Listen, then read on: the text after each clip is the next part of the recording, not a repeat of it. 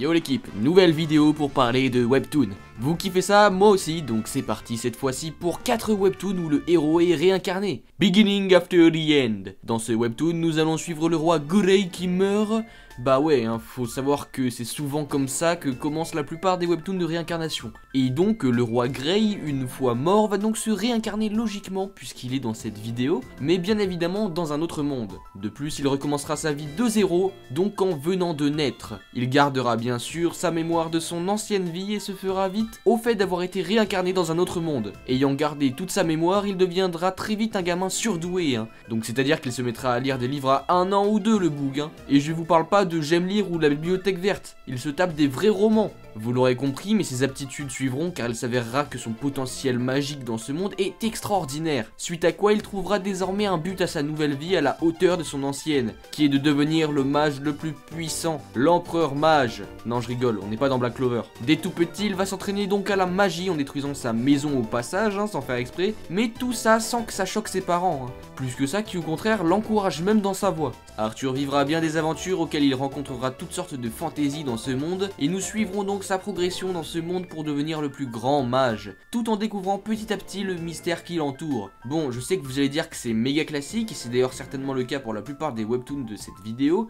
et je suis d'accord avec vous, moi-même je ne pensais pas autant kiffer à ma lecture, et pourtant c'est super addictif, on veut savoir la suite. En plus ce webtoon est vraiment touchant de par son aspect familial, j'ai été ému quand il retrouve ses parents, et le héros progresse vite mais on a le temps de le voir grandir un peu, comme dans Naruto par exemple. Perso j'ai adoré et je vous le recommande fortement. God of Blackfield. Dans ce webtoon, nous suivrons Kang-chan, un jeune coréen ayant appris le français menant une guerre en Afrique. Cependant, il sera tué lui et ses alliés d'un tir par derrière. Fin. Évidemment, c'est une blague puisqu'il se réveillera alors dans un corps de lycéen identique au sien, portant le même nom en Corée. Le garçon dans lequel notre protagoniste a été réincarné venait de faire une tentative de suicide à cause de harcèlement. Encore une fois aussi, le harcèlement est un sujet souvent abordé dans les webtoons car il y a énormément de suicides par rapport à ça en Corée. C'est un vrai problème et même partout dans le monde en fait, mais surtout en Corée du Sud. Ça va être alors méga plaisant de voir le héros venger le corps qui l'habite maintenant en tabassant les coupables avec ses techniques de militaire. Dès lors, ça va se transformer en énorme furio de baston lycéen. Et ça va être méga lourd. Ça faisait un petit moment que je cherchais un webtoon dans ce style comme Lookisme par exemple. D'ailleurs, si vous connaissez des webtoons furio, n'hésitez pas à en proposer en commentaire. Car ils sont toujours dingues, moi je prends tout. À côté de ça, plusieurs éléments entreront dans sa vie que je ne veux pas vous spoil, mais notamment en rapport avec son entourage. Et il fera tout pour se remettre en condition et retourner à la guerre en Afrique pour venger ses camarades.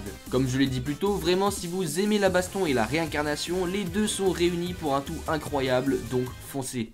Skeleton Soldier. Alors ce webtoon est très particulier, que ce soit de par l'ambiance instaurée ou même du personnage principal, vu que comme c'est écrit dans le titre, c'est un squelette. On suivra donc ce squelette qui n'a pas su protéger sa maîtresse nécromancienne à cause de sa faiblesse, qui va se retrouver à sa mort ressuscité 20 ans en arrière au moment où il a été ramené à la vie par une nécromancienne. Le squelette qui s'en veut de ne pas avoir pu protéger sa maîtresse se promet alors de protéger Rubia qui vient de le ressusciter, mais à peine réveillée, celle-ci se fait également tuer et le squelette est emporté dans la mort avec elle. Mais une fois encore, le squelette se réveille, au même endroit. En réalité, le squelette ne peut pas mourir. Son pouvoir lui permet de toujours ressusciter. Mais une chose est sûre, en tout cas, à chaque mort, il garde toutefois l'expérience qu'il avait prise avant sa mort. Et ne peut donc de ce fait que devenir plus fort. On suivra donc l'évolution d'un squelette solitaire qui ne peut mourir, devenir de plus en plus fort, et qui essaiera de trouver des infos pour retrouver sa maîtresse qui va mourir dans 20 ans, dans le but de la sauver. Franchement, je suis fan. Le héros est bien bresson comme il faut et devient de plus en plus badass. On apprend petit à petit de plus en plus à son sujet, au même rythme que lui-même apprend à ressentir des sentiments et c'est génial à lire. J'ai surkiffé suivre les aventures de ce petit squelette qui fera tout pour sauver sa maîtresse. Kill the Hero. Un jour, le monde s'est transformé en jeu vidéo et des monstres apparurent de nulle part.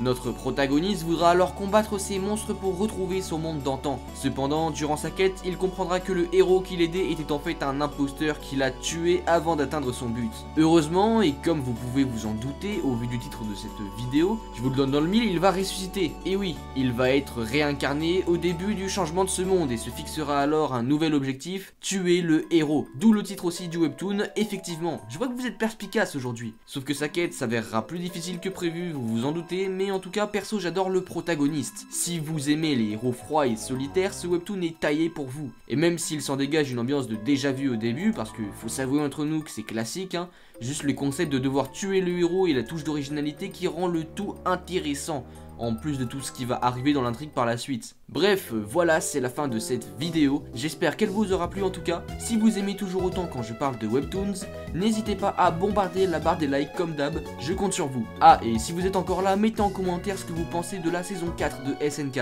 je suis assez curieux. Abonnez-vous pour ne rien rater, et moi je vous dis sur ce, sayonara.